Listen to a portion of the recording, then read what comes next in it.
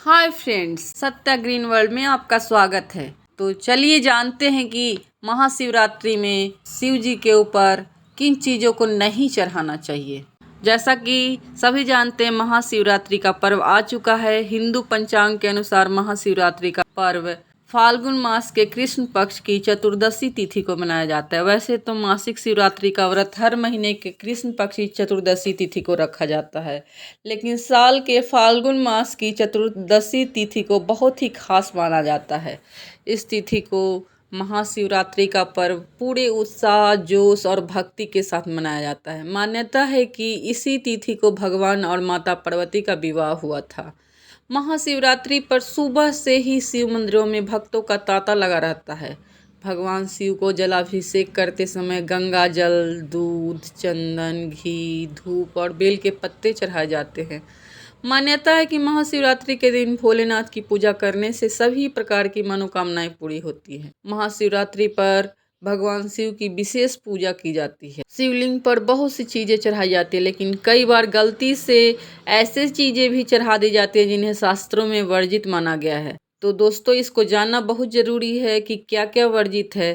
तो आइए जानते हैं भगवान शिव की पूजा में किन चीज़ों का प्रयोग वर्जित है। तो शिवलिंग पर तुलसी दल कभी नहीं चढ़ाना चाहिए। हिंदू धर्म में तुलसी का विशेष महत्व है और सभी शुभ कार्यों में इसका उपयोग किया जाता है, लेकिन भगवान शिव पर तुलसी चढ़ाने की मनाही है। लोग गलती से भोलेनाथ की पूजा में तुलसी का प्रयोग करते हैं, जिससे उनकी पूजा पूर्ण नहीं मानी जाती है। शिवलिंग की पूजा में तुलसी के पत्ते वर्जित रहते हैं। हिंदू धर्म में तुलसी के पौधे और उसके पत्तों का विशेष महत्व है।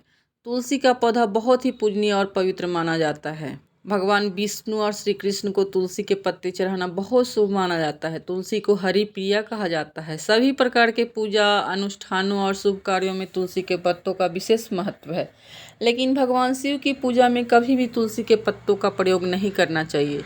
शास्त्रों में इसे वर्जित माना गया है। साथ ही साथ शिवलिंग पर तिल भी कभी नहीं चढ़ाना चाहिए। भगवान शिव की पूजा में तिल का प्रयोग कभी नहीं करना चाहिए। ऐसा माना जाता है कि तिल की उत्पत्ति भगवान विष्णु के शरीर से मैल के रूप में हुई थी। इस कारण शिव पूजा में इसका प्रयोग वर्जित माना जाता है। साथ ही साथ शिव पूजा में कुमकुम या सिंदूर भी वर्जित है।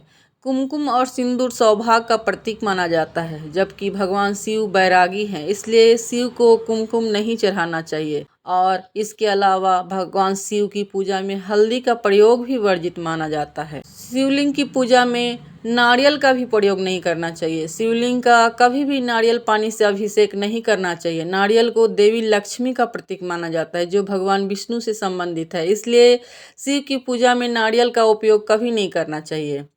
और साथ ही साथ शंख का भी प्रयोग वर्जित है।